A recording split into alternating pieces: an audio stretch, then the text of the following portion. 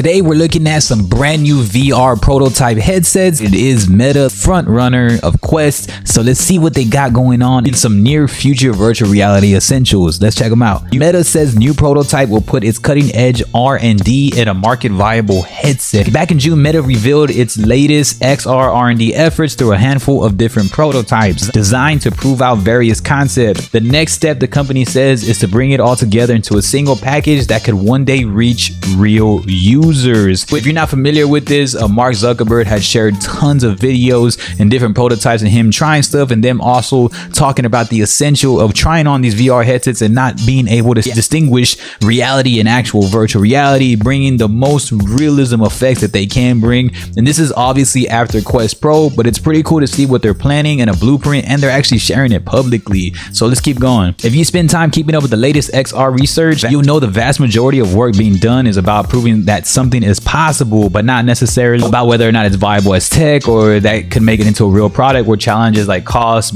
manufacturing, durability can even just change and disrupt the most innovative technology. So right here you can see some of their full-on building of it. If you're a VR stan or a lover and you enjoy this type of stuff, you'll see that virtual reality right here. Just, it looks incredible. You can see like you can see right here some GPU essentials, how they're going to get into these graphics, and you can see the CPU performance, some hardware, and depending on what software they're really going to instill in this, it's pretty mind-blowing, man. Take for instance the Starburst HDR VR headset prototype that Meta recently revealed. The goal of the research was to simply build something that worked so the team could really have the impact of 20,000 nit HDR on immersion. Huge. From a market viability standpoint, the tech used in the prototype is far too big, draws too much power, and gets way too hot to be built into a real product without completely changing the underlying architecture. Right here is exactly what happened with Apple VR. Apple VR tried putting so much power, like the M1 chip that's literally in the MacBook, and they were trying to get it into their virtual reality headset.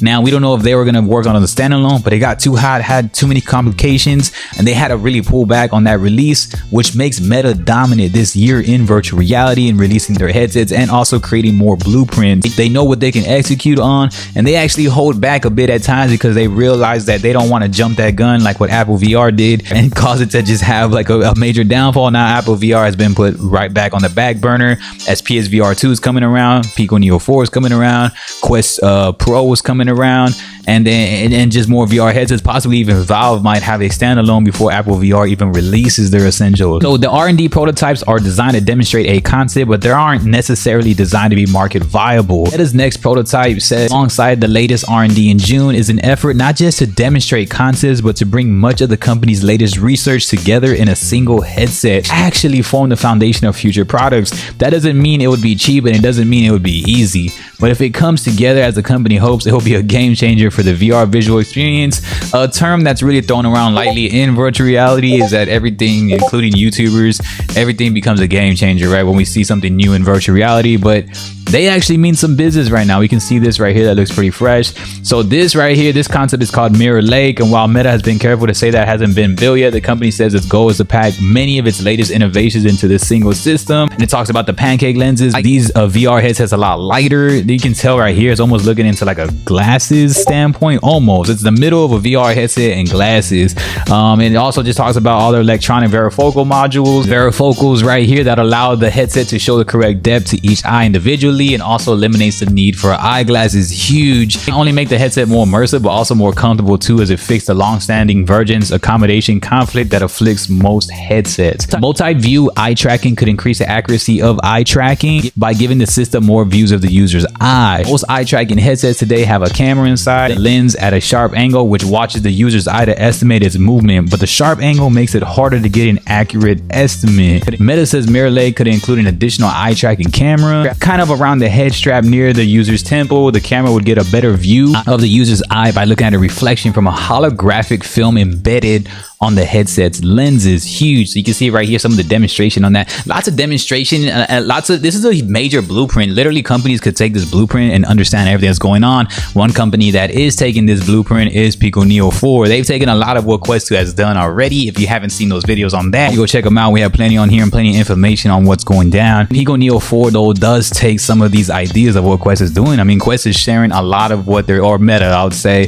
the creators of Quest is showing like a lot of what they're working working on, and this is major for people that want to take it. Quest 2 has been by far the most successful VR headset to date. Advanced pass-through features will also allow a sharper, more realistic view through the headset for mixed reality capabilities. The next-gen version of pass-through feature on Quest 2, which aims for accurate depth representation and low latency, also offers the sharpness of augmented reality and more. Technology that projects the user's eyes into the outside headset for others to see. But since eyes are such an important part of the communication, this feature aims to make it less weird to have a conversation with someone who's wearing a headset. So that's pretty cool. They have like actually the see-through eye notion, I'm assuming. I mean, that is huge. You'll be able to probably see some more interactions in virtual reality. Laser backlighting is another feature that they're going to have. Display a wider range of colors to more accurately represent what a user would see in real life. This is what we said earlier, and it's integrating that back and just restructuring it with a wider dynamic range. Their goal, as I said, is to make anything that's in reality to make it look very much close to virtual reality, or very much you can't just tell the difference between them. We have augmented reality and mixed reality where you can integrate the two worlds of realism and virtual, but to be able to put on a VR headset and everything you see in that game, app, or activity you're doing, fitness wise, anything, that it becomes actually unbearable where you're just like, whoa, I think it's still real life. So what the complex next gen display VR system could look like, and it says that it won't be just a proven statement, but this is something that they are working on. So overall, the foundation and the fundamentals of creating these virtual reality headsets is exactly in here as they're continuously moving forward.